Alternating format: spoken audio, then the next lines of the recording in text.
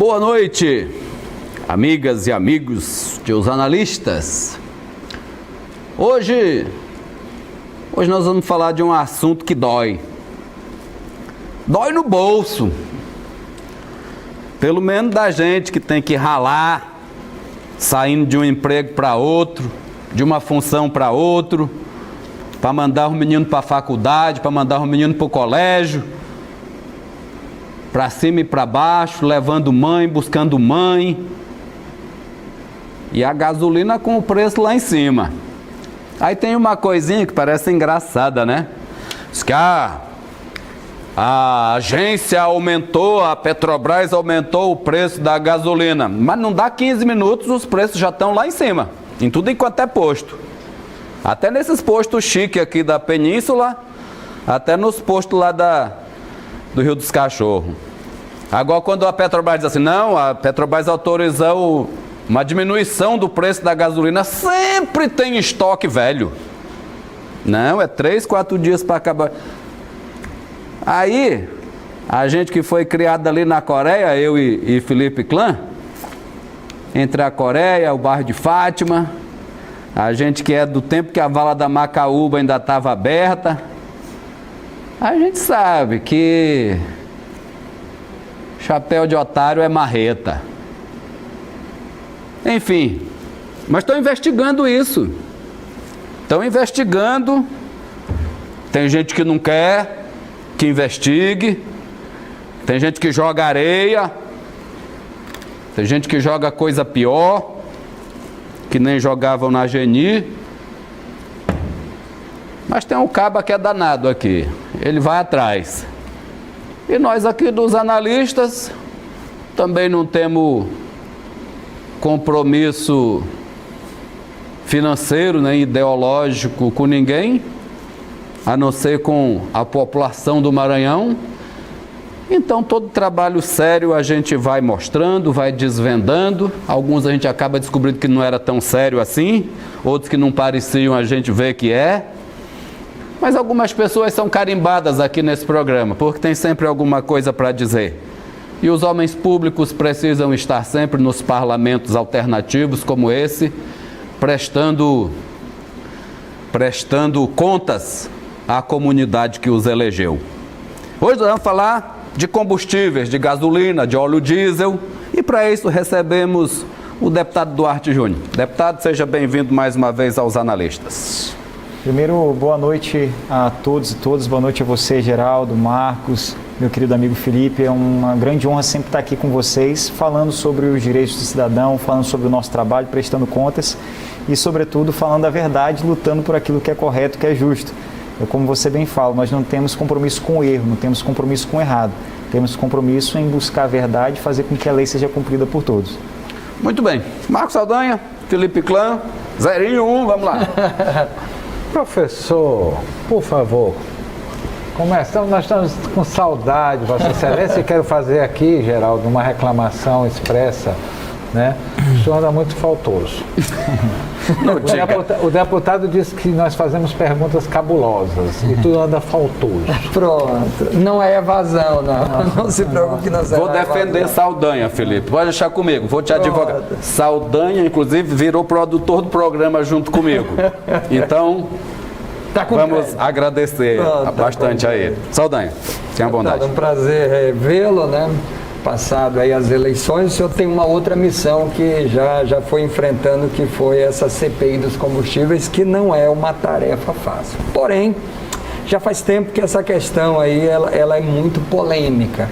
Que expectativa o senhor pode dar para quem está assistindo a gente em casa de que algo diferente vai surgir daí na prática? Ou seja, no bolso do cidadão, aquilo que o Geraldo levantou, o que faz o senhor acreditar que elementos estão sendo apresentados ou conduzidos que será possível de fato chegar a um bom resultado? Olha, Marcos, essa é uma excelente pergunta. Eu posso trazer aqui pelo menos 2 pontos fundamentais que podem demonstrar que essa CPI ela vai trazer um resultado concreto no seu bolso enquanto consumidor. Primeiro, é o nosso histórico de trabalho, nossa biografia. Em 2015, como presidente do PROCON, nós conseguimos reduzir o valor do combustível. Foi notícia nacional, não é invenção. De fato aconteceu, redução de 50 centavos no litro do combustível. E isso por meio de uma ação civil pública que nós ingressamos contra 244 postos de combustíveis. Nós mantivemos essa decisão do Tribunal de Justiça do Estado do Maranhão. Então, não é um aventureiro.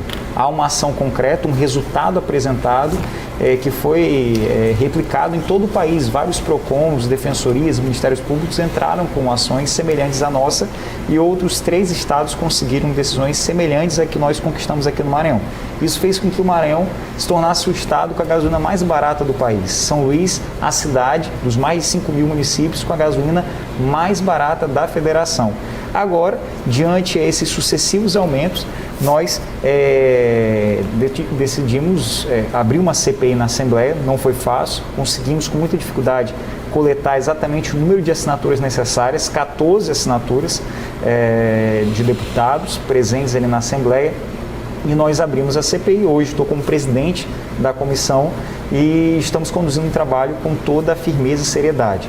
A estratégia que nós adotamos foi muito correta. Logo na primeira reunião, no momento ali onde talvez os próprios fornecedores, as articulações talvez não imaginavam o que estávamos fazendo, nós quebramos o sigilo fiscal de absolutamente todas as empresas, postos e distribuidores que atuam no Maranhão. Ou seja, nesse momento, pela terceira vez foi suspensas as atividades presenciais na Assembleia, mas as atividades estão acontecendo normalmente do ponto de vista da investigação, analisando cada um desses documentos. Então a estratégia que eu adotei de quebrar o sigilo fiscal logo na primeira reunião, algumas pessoas até quando se deram conta falaram, poxa, eu acho muito precoce. E eu afirmava, é necessário. Exatamente porque a CPI ela tem um prazo de 120 dias para concluir os seus trabalhos. E é por isso que se fez necessário quebrar o sigilo logo na primeira reunião para ter acesso a essas informações, para analisar as informações referentes a todos os postos que atuam no Estado do Maranhão, que não é pouco, é muito. E com base na análise desses documentos, eu já posso aqui afirmar, com base em elementos que nós tivemos acesso graças à força de uma CPI, a Comissão Parlamentar de Inquérito, nós podemos afirmar nesse momento que 64% dos postos que atuam na Grande Ilha, dos 186 postos que atuam em São Luís, São José de Ribamar, Passo do Miá e Raposa, 64% aumentaram abusivamente o valor do combustível na primeira quinzena de fevereiro. Se aumenta abusivamente, caracteriza vantagem manifestamente excessiva de acordo com o artigo 39, inciso 5, inciso 10 do Código de Defesa do Consumidor. O que nós constatamos também com a análise dessa documentação? Nós temos documentos que comprovam que aquela lenda urbana de que quando há um aumento anunciado rapidamente chega, mas quando há uma redução, essa redução não é repassada ao consumidor, não é lenda, é real, é verdade, acontece. Nós comprovamos que postos de combustíveis que atuam aqui no estado do Maranhão, quando a Petrobras anuncia que vai ter um aumento, eles já passam um aumento para o consumidor. É algo extremamente abusivo e matemático. Eles compram um combustível por um preço mais barato, esse combustível consta no tanque, tem combustível no tanque, e quando a Petrobras meramente anuncia que vai aumentar, eles pegam esse combustível comprado mais barato e já aumentam o preço nesse combustível para o consumidor. Ora, se você compra essa taça por R$5, você enquanto empresário pode vender por 6, por 7, por R$10. Você pode ter, obviamente, sua margem de lucro. Mas se não houve aumento na matéria-prima, se não houve aumento nesse produto, nessa taça, não tem por que aumentar, sendo que você já tem lucro com a venda dessa taça. Então, nós comprovamos que os postos, eles aumentaram o preço desse produto sem justa causa, sem comprar mais caro.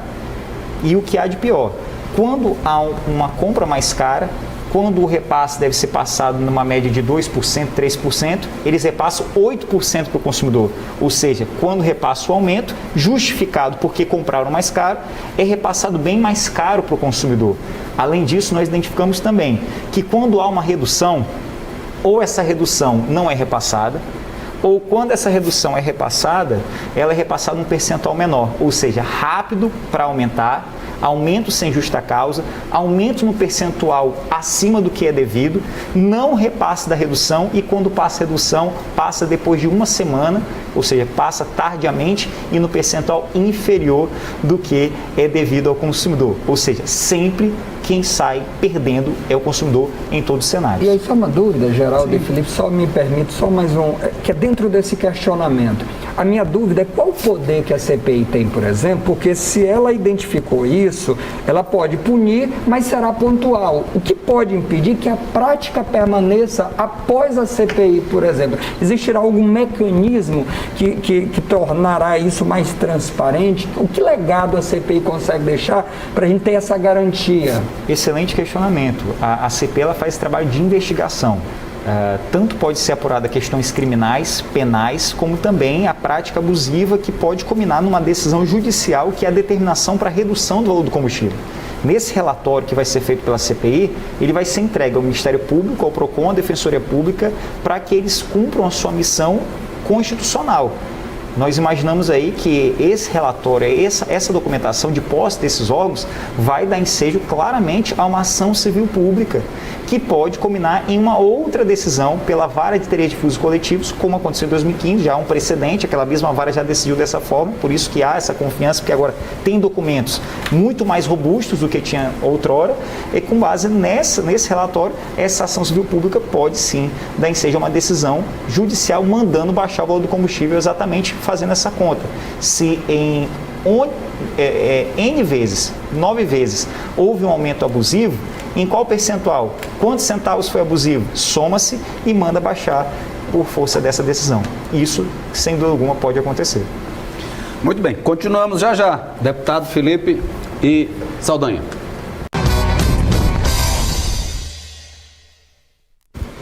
De volta com os analistas. Hoje, Saldanha nos dá o prazer de sua presença, para mim e para Felipe Clã, e recebemos o deputado Duarte Júnior. Felipe, sua vez.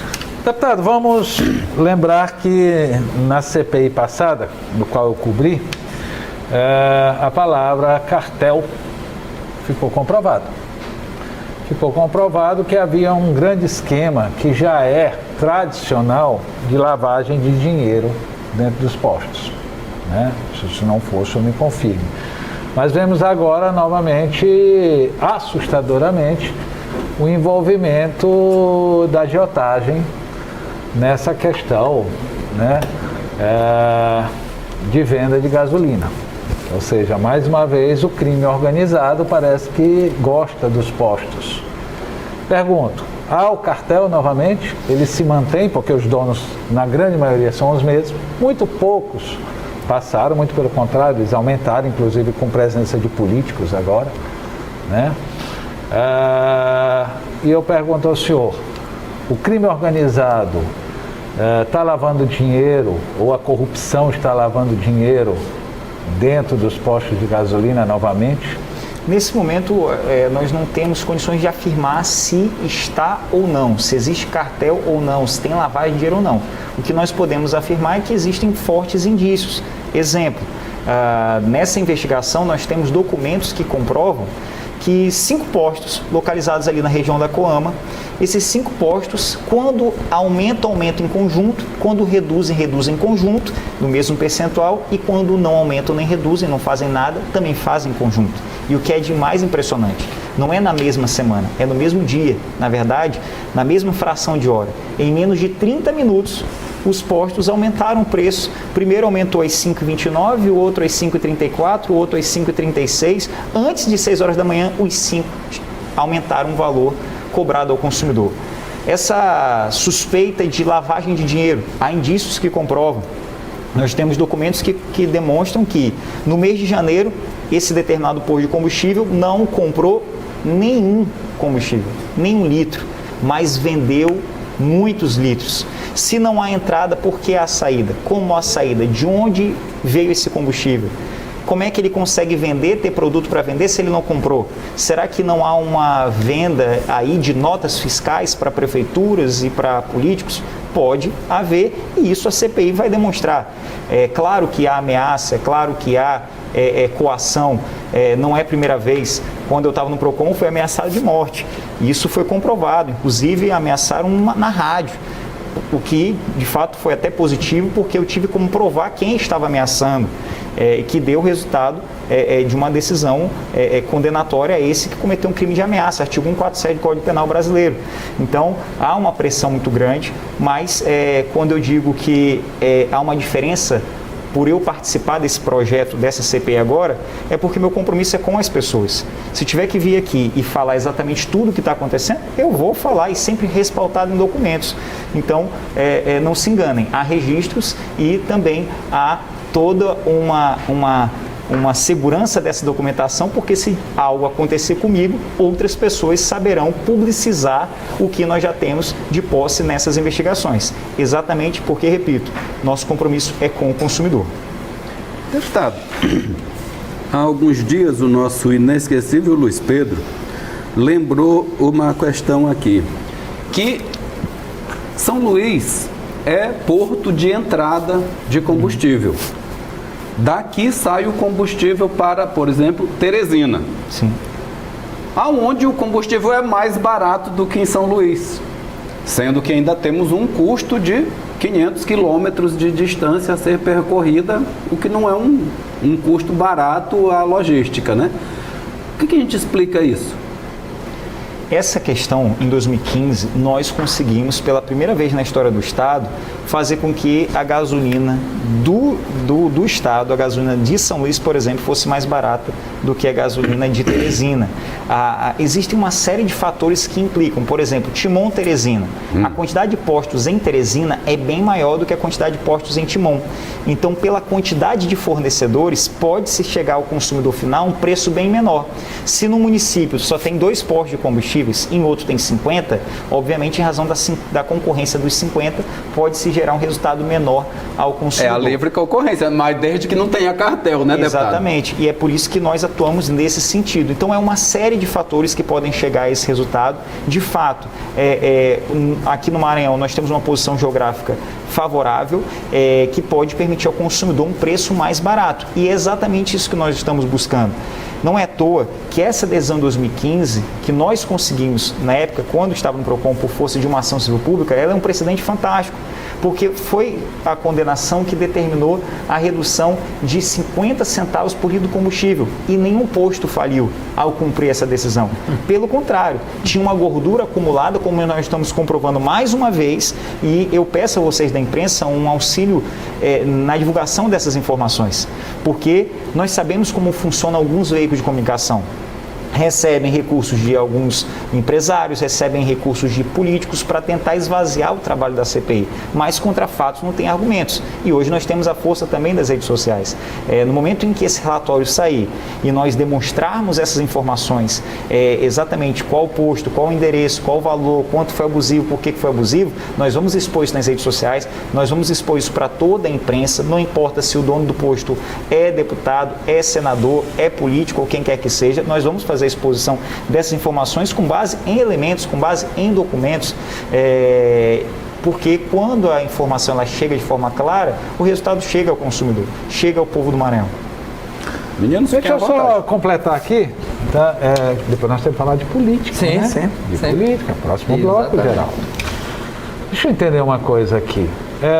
O pessoal do governo, né, andou reclamando, eu inclusive escrevi sobre isso, que estavam aproveitando para bater no governador Flávio Dino, na qual a gente pode dizer que é seu padrinho, né? Seu dileto amigo, companheiro, foi seu professor, acredita muito na sua carreira e na sua capacidade. Eu recebi um material lá do Wellington do Curso, que também, se eu não me engano, faz parte da CPI, que vem de forma insistente, né, dizendo que o culpado do aumento da gasolina é o governador Flávio Dino por causa do aumento do ICMS, e que vai aumentar de novo a gasolina amanhã, e que se o governador diminuísse o ICMS. O senhor vem e diz que nós temos a gasolina mais barata do Brasil. O nosso ICMS é o mais baixo do Brasil também? Na verdade, eu não disse isso. Eu disse que em 2015, com a decisão judicial, nós conseguimos a gasolina mais barata do Brasil naquela época. Hoje, não. E quem disse que o imposto não influencia no resultado cobrado ao consumidor não fui eu, foi o presidente do Sindicato de Revendedores de Combustíveis, de Pós-Combustíveis, Dr. Leopoldo, que na CPI, quando eu perguntei se baixar o imposto, o senhor baixa o combustível ao consumidor, ele disse que não tem como garantir a redução do valor cobrado ao consumidor. Inclusive, para você que não viu essa situação, convido você agora a acessar minhas redes sociais, que nós vamos postar novamente hoje esse vídeo nos stories para que você possa ver. Ele que disse que se o governo baixa o imposto, ele não tem como reduzir o valor cobrado ao consumidor. E é importante também destacar que o que nós estamos investigando é exatamente isso. Por exemplo, o governo federal zerou PIS, COFINS, mas essa redução não chegou para o consumidor. O governo do estado reduziu a alíquota do ICMS, do imposto para gás de cozinha, de 18% para 14%. Só que essa redução não chegou ao consumidor. Então, se reduz o imposto e não chega para o consumidor, tem alguém acumulando gordura, tem alguém lucrando com isso, porque há uma redução de imposto e não chega ao consumidor.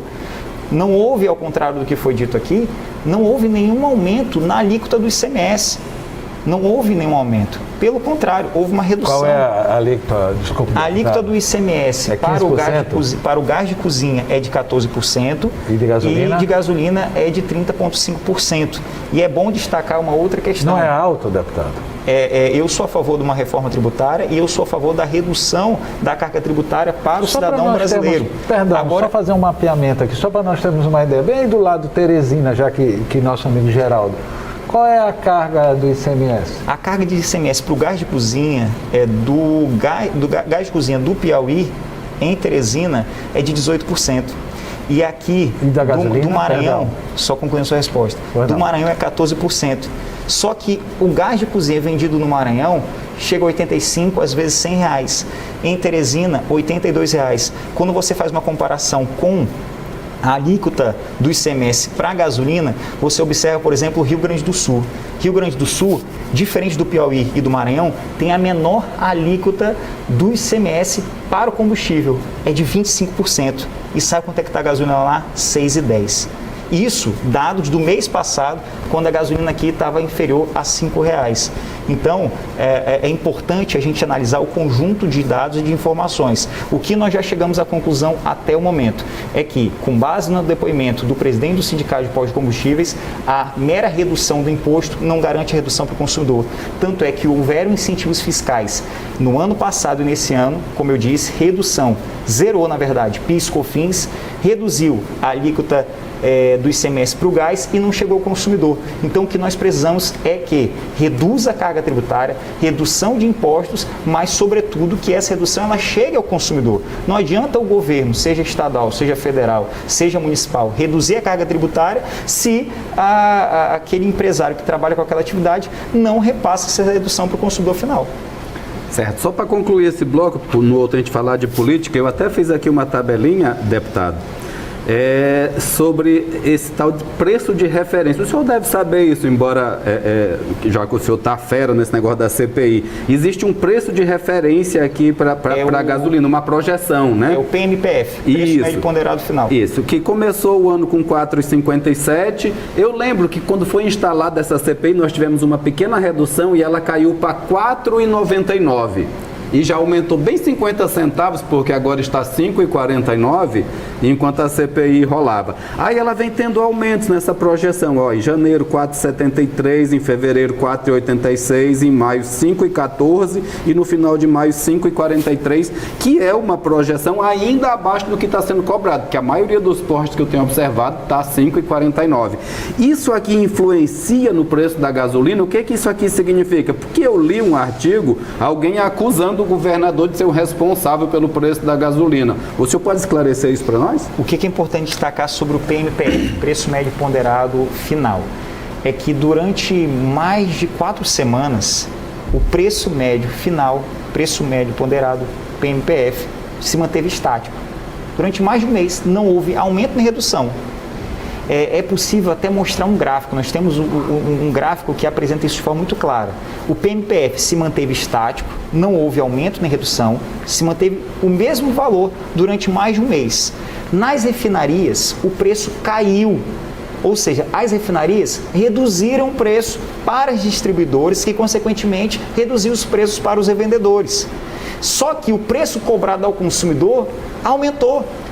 São dados concretos. Eu vou lhe mandar no WhatsApp, passo para vocês no WhatsApp. Quem sabe pode até mandar aqui na ilustração. Não sei se dá para botar essa imagem durante a minha fala, mas se puder, eu vou mandar para vocês aqui ao final da gravação do programa. É um relatório muito claro que demonstra que o PMPF ficou estático, o mesmo preço, não houve aumento nem redução.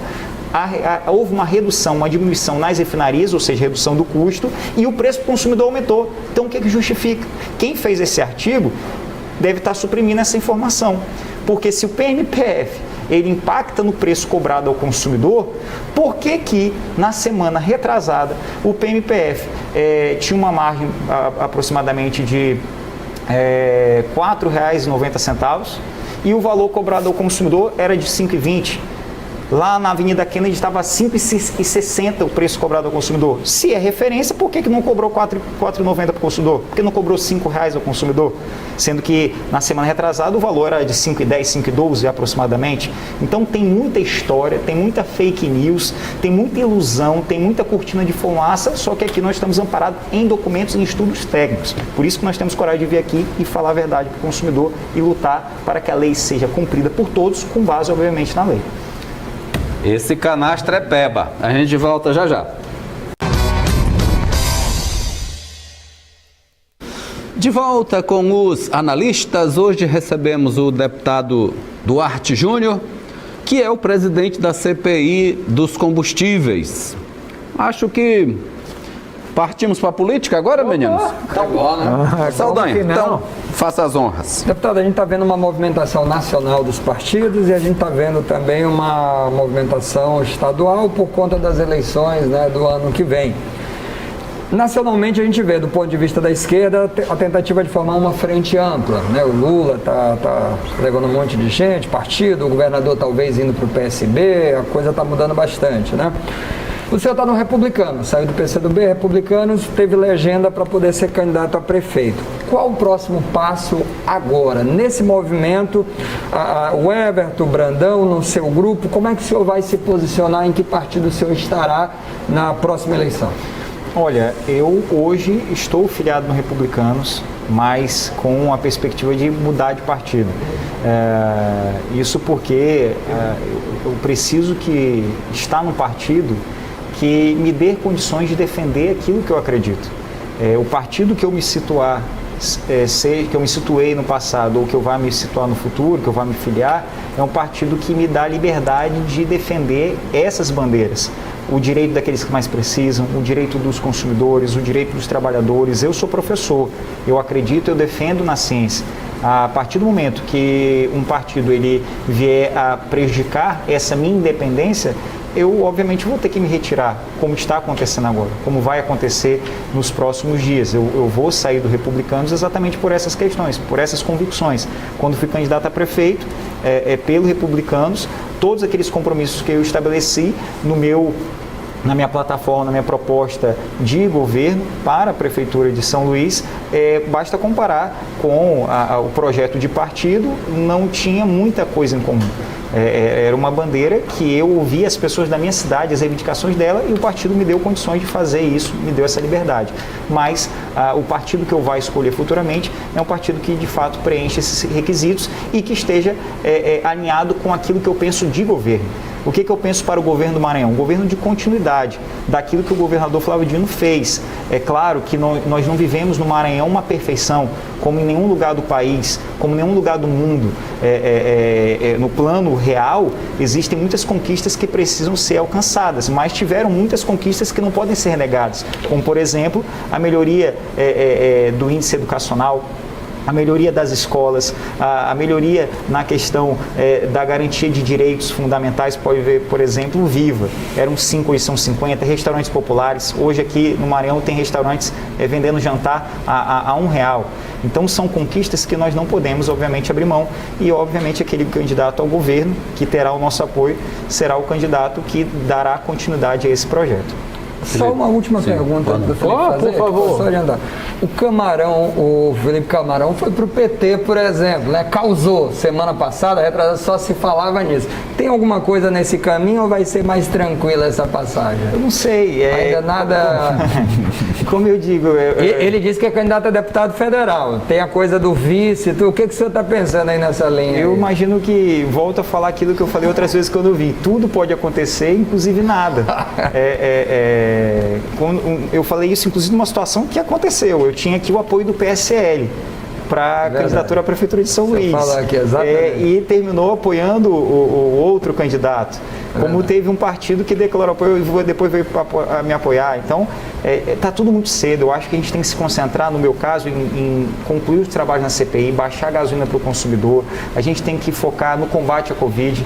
Eu fico muito feliz em receber a notícia quando eu cheguei aqui do Natanael, que é um grande amigo, que graças a Deus saiu, estava internado, está vivo, graças a Deus. Mas quantas pessoas não estão morrendo por falta de leitos? Veja, por exemplo, aqui na nossa cidade de São Luís, o Ministério Público e a Defensoria Pública, não sou eu que estou dizendo, mas são esses órgãos importantes, que há 2 semanas encontraram 15 leitos inativos no Hospital da Mulher. Leitos esse que a atual gestão municipal, a prefeitura disse que estavam funcionando e não estavam. Então, não é só vacinar é muito importante, mas tem que garantir leitos para as pessoas, leitos de Covid, de enfermaria, de UTI, como o próprio PROCON tem ajudado nessa fiscalização. Pessoas que podem pelo menos pagar um plano de saúde, a gente percebe que nos hospitais particulares não tem aquela rede credenciada que comporta. Nos hospitais particulares, você diariamente observa nas redes sociais do PROCON que às vezes tem um leito de UTI na cidade de São Luís toda disponível. E se for você? Então acho que o político sério agora está se preocupando em combater a Covid, em lutar por direitos, em fazer o seu trabalho e deixando a eleição para o ano que vem. Felipe, então, dá tempo de uma ainda. De uma, né? Então, deputado, vamos lá. Infelizmente, os partidos, quando chega no período eleitoral, se esquecem do direito dos filiados a opinar. O PSB começou com um ruído muito claro, que é o pessoal do Luciano, que apoia o Everton, né, para governador, há todo o interesse do grupo de vocês do Brandão em ter o PSB e tirar esse poder do senador Everton, isso é claro, só lembrando que eu sou ainda afiliado do PSB. E agora veio a sua filiação, né? O Ricardo Capelli esteve com o senhor lá como presidente nacional e, curiosamente, né, ninguém que eu consultei, né, foi, ao menos chamaram para conversar. Tá certo isso, deputado? O senhor governador querendo ir para o PSB, o senhor querendo ir para o PSB e vocês não sentaram para conversar com quem mantém o partido, que são os filiados? Vai ser de novo na garganta, como foi Ricardo Murat, como foi João Castelo. Até onde nós vamos com isso, deputado? Na verdade, é uma informação nova para mim, a minha filiação no PSB, como você está falando. O que eu estou fazendo é dialogando com todo mundo. Estou dialogando com quem me convida. A última fotografia é o senhor com o Capelli e o Ricardo Capelli, que é o secretário de comunicação, que eu nem sabia que tinha essa relação toda, eu pensei que ele era do PCdoB, né? E com o presidente nacional. Siqueira, né? Siqueira. Ou seja, qualquer pessoa que olhe uma fotografia daquela não precisa nem ler o texto, entende que o senhor está indo para o PSB. Você, como bom jornalista, sabe a importância da leitura de um texto. Quando o Siqueira, inclusive, postou nas suas redes sociais, ele me informou que estava muito feliz de receber a minha visita. E lá nós dialogamos sim sobre a possibilidade de ir para o partido, existem diálogos também com outros partidos. Fui convidado pelo PSDB, já conversei com o presidente do PSDB, o Bruno, fui convidado pelo PROS, fui convidado pelo PL, ou seja, vários partidos buscam o meu nome e, claro, a melhor forma é dialogar, conversar, e dentro daquilo que é possível nós estamos dialogando, conversando mais essa decisão. O senhor está dando em primeira mão isso, então? Um pouco mais na frente. Estou falando em primeira mão que estou dialogando com todos os partidos, mas quem falou quem falou que eu vou me filiar, que eu me filiei, não falei, eu estou falando. Rapaz, ele falou, não falou? Está gravado. Que o senhor, veja, que o senhor e o governador, entendeu, estão vindo de Brasília para cá, e não daqui, entendeu, para Brasília. em relação aos filiados do partido, que são as pessoas que, de forma orgânica, têm que ser respeitadas. Eu faço parte da Rede Raps, da Fundação Lema. Eu tenho vários amigos no PSB, por exemplo, o João Campos, que hoje é prefeito de Recife. Nós já conversamos há muito tempo. Isso continua sendo nacional. Amigos da turma, mas são os amigos que eu tenho. Eu não posso ser amigo de todos os filiados de um partido e nem responder pelo que eles fazem, eu deixo de fazer. Mas fico muito feliz de ser chamado para conversar pelo presidente nacional, de conversar com o João Campos também, que faz parte desse partido, conversar com o Bira do Pindaré. Ou seja, eu sou uma pessoa muito educada. Eu não furo, eu não sou penetra, eu só vou onde eu sou convidado e fico feliz de ter sido convidado por todos esses partidos, mas até o momento não ter decidido por nenhum, porque há tempo para tudo entre o céu e a terra. Tempo agora é de plantar e se planta de uma forma, trabalhando, mostrando resultado, porque ainda não inventaram outra forma de ganhar a eleição, a não ser trabalhando, tendo o voto, o sufrágio. Não adianta ter 30 partidos se não tem o voto, que é a sua escolha enquanto cidadão. E é isso que nós precisamos nos concentrar nesse momento, é trabalhar. Mas a decisão, deputado, já está tomada se reeleição, o senhor cogita deputado federal, enfim, como é que o senhor está pensando nisso aí? Olha, inclua o vice aí, por favor. Majoritário, né? Tem competência para encerrar isso aí. Boa pergunta. Olha, o meu objetivo nesse momento é buscar uma oportunidade na Câmara Federal, disputar as eleições para deputado federal, até porque sobre essa matéria de direito do consumidor, por exemplo, se nós estivéssemos na Câmara, poderia agora estar em curso uma CPI na Petrobras, que é a competência legislativa. Nós temos capacidade e coragem para fazer algo nesse sentido. Então, temos também mais recursos. O deputado federal tem uma média de 49 milhões de recursos para mandar para o seu estado por ano. Quantas ações de proteção animal nós não faríamos com esse recurso? Quantas ruas nós não asfaltaríamos na zona rural de São Luís, na nossa cidade, com esse recurso? Quantos leitos nós não conseguiríamos garantir com esse recurso? Então, o nosso objetivo, de fato, é buscar uma oportunidade na Câmara Federal para fazer mais pelo nosso estado. Deputado, muito obrigado pela sua presença. Volte sempre aqui e nos traga sempre boas notícias e diga que a gasolina vai baixar. Fé em Deus. Eu agradeço sempre a oportunidade de estar aqui com vocês, de conversar com vocês, de responder absolutamente todas as perguntas e espero que da próxima vez que a gente vem aqui seja para dar um resultado do que findou a CPI. A CPI ela conclui aí na primeira semana de julho e nós temos documentos, provas suficientes para apresentar ao Poder Judiciário e conquistar uma decisão para determinar a redução do valor do combustível ao consumidor. A nossa parte nós estamos fazendo, investigando, trabalhando e lutando pelo direito do consumidor maranhense. Muito obrigado, boa noite a todos vocês. Felipe. Então, lembrando que quando o Duarte Júnior chega à política, ele era um menino da política. Hoje nós podemos dizer que Duarte Júnior é um homem maduro da política que sabe enfrentar todas as adversidades, inclusive os analistas. Saúde. Eu agradeço a conversa e sempre dizendo, é muito boa essa disponibilidade de conversar, sobretudo com a população, Precisa ouvir, precisa manter esse diálogo sempre e aqui é um espaço bom para isso. Obrigado. Muito bem. E obrigado a todos vocês. Meus parabéns ao deputado pelo Anel de Tucum. E a gente tinha atins de uma ação que eu fui fazer. Isso, eu estou precisando de um novo. Já gastei alguns durante a minha vida. Diga para a Karen, vem aqui. Pronto, deixa tudo registrado, está gravado. Faz tempo que eu quero a Karen aqui. Vocês já convidaram a Karen? Eu estou convidando agora aqui. Estou convidando aqui direto, que ninguém vai dizer hoje que... Hoje à noite não tem como ele não falar. E obrigado a todos vocês. Uma terça-feira produtiva. Tô subindo. Só desculpa quebrar, mas aí na vez que ela vier, bota aquela fotinha, ver se ela tira o chapéu pra mim. Se ela... eu não vou botar pra ti, não. Pra ti ela vai tirar, eu vou botar pra uns mais difíceis. Pra ti eu não faço mais porque já tá manjado. Ganhou a entrevista. Agora ele ganhou a entrevista. Certo, só pra concluir, tô subindo agora pro Fada Verde, é só você sair da TV e passar pra rádio, que o papo lá é um pouco diferente. Muito obrigado a todos. Amanhã estaremos aqui com algumas novidades. Boa noite a todos. Que eu não sei de nada, que eu não sou de nada e não pego.